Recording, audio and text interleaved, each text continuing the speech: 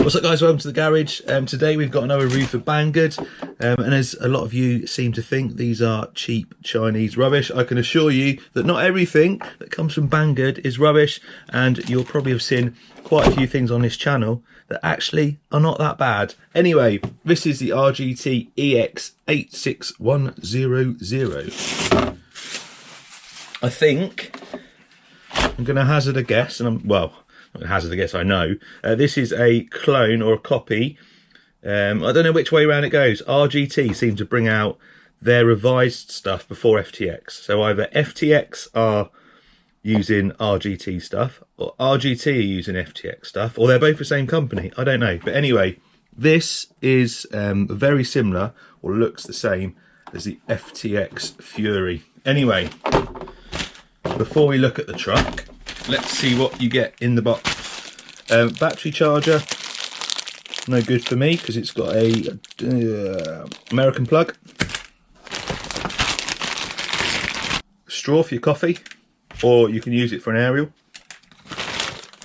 Some accessories in here, looks like a snorkel, some door handles maybe. There's no holes in there, I think you have to drill your holes. Door handles and wipers, so doesn't look like there's any holes in here. There is some marks for the door handles, so you could probably just put a couple of little screws in there, fix your accessories on if you want.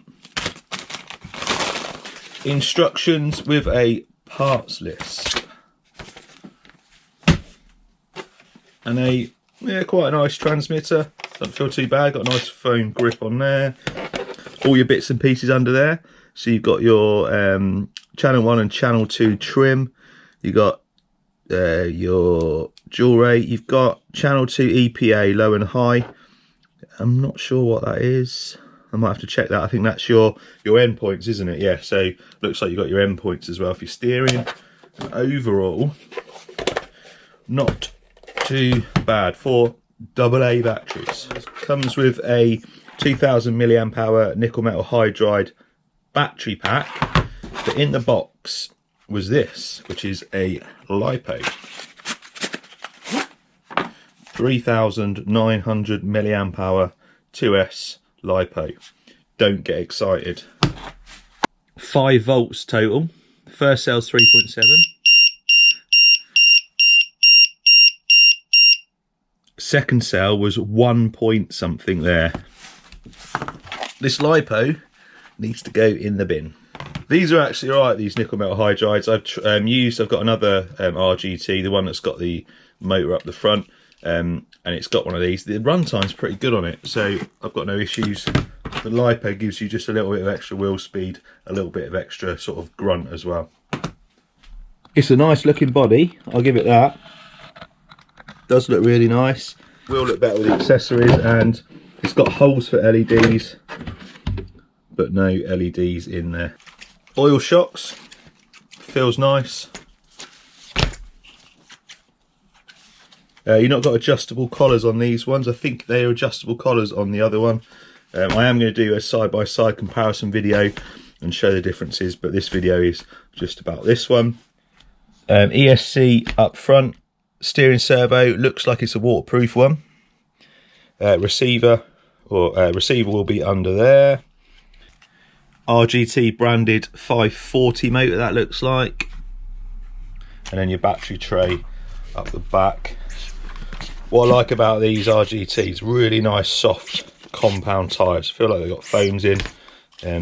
Really good. Underneath, 4-link suspension front and rear. And this one has got a panhard bar under there. Now someone told me remove that link because apparently with a panhard bar you only need the 3 links on the front. I tried it and you do actually get a little bit more droop on that side, so I'm going to believe the person that told me that that is good advice. Going to leave it on for this video though, but I have been told to remove it. That's it really for the overview of this one. I'm going to stick a battery pack in it, stick some batteries in the transmitter, and let's see what's what. If you're wondering what this is in the background, this is the Hill of Champions, and this will be coming up in a future video. It's currently set to nearly 70-degree angle, this definitely isn't going to do 70 degrees out of the box, but there will be a video, the Hill of Champions, coming soon. Right.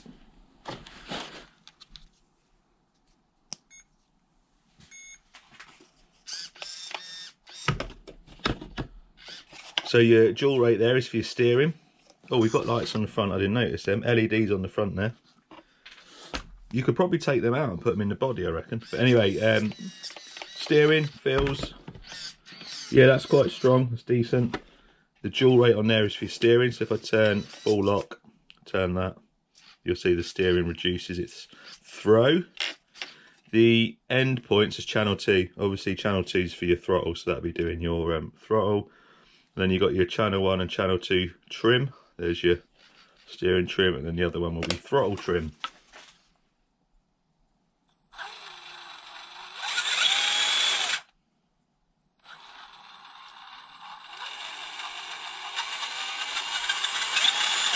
Seems alright, pretty slow crawling, which is what you want.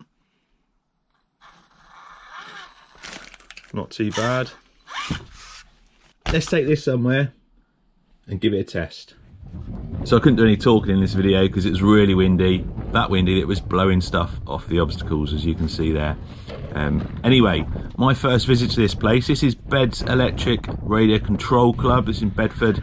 So anyone in the UK that's, it doesn't even matter if you're close to this place, it's a good day out, get yourself down there. Open most Saturdays and Sundays. There's a link in the description to their Facebook page and to Will's RC, to his YouTube channel, where he does a lot of videos from this place as well, and he's one of the guys that runs it. Anyway, first time here, so I'm learning the course, and this is a new truck for me, so there were some obstacles I couldn't quite get over. However, later on in the day I let some of the other guys who are used to this course have a go, and they had no issues with a lot of the obstacles. This truck is really good. So the only issue I had was I kept falling off stuff. The tyres definitely need a little bit more grip in comparison to the other one that I've got. These tyres, although they're nice and soft, really nice soft compound, they were lacking now and again in a little bit of traction. Saying that though, it's like I said, it's really decent, capable truck. And considering it's got a 540 motor, I mean, stick a 550 and you've got even more power, and this is fine. If anything, it's a little bit fast, it's a bit too much wheel speed at times, so you have to be quite gentle on the throttle. But as you can see, apart from rolling over every now and then with my terrible skills, it's actually good. Another little issue that I'd say a bit of a negative about it is the steering. Although the steering's quite strong, you're quite limited on the lock. And we had a good look at it, and it is actually a restriction within the like the bits and pieces on the axle. So what you'd have to do is, I've not had a proper look, but you could get under there, maybe get a Dremel on there, have a little bit of a play about and try and increase that steering angle a bit, because it is limited mechanically, rather than you can't just put a longer servo horn or change your endpoints and stuff. It actually stops it on the axle physically when you're trying to turn it. So that's another little negative. Other than that, I can't really think of anything else. So tyres could do with a little bit more traction, but that's the actual design of the tyres, not the compound and stuff. Better tyres on there, better steering, just to improve it. But as you can see, no problem at all really. All in all, good day out. Like I've said, link in the description to Bed's Electric RC Club, and there's also a link to this RGT crawler in there. It's not cheap. It's cheap in comparison to a TRX4 or to like one of the higher end SCX10s and stuff, and some of your other crawlers out there, but it is definitely decent for the money. It is the same price, or around the same price, you can get the FTXs over here in the UK. Check it out, have a look, it's decent. I've got another video of this coming up, comparing it to the CJ version, that open Jeep, the one that looks a bit like a sawback. That's got a different, shorter chassis, motor mounted up front with a transfer case, and you'll see there's some slight differences. Anyway, thanks for watching, and I will see you next time.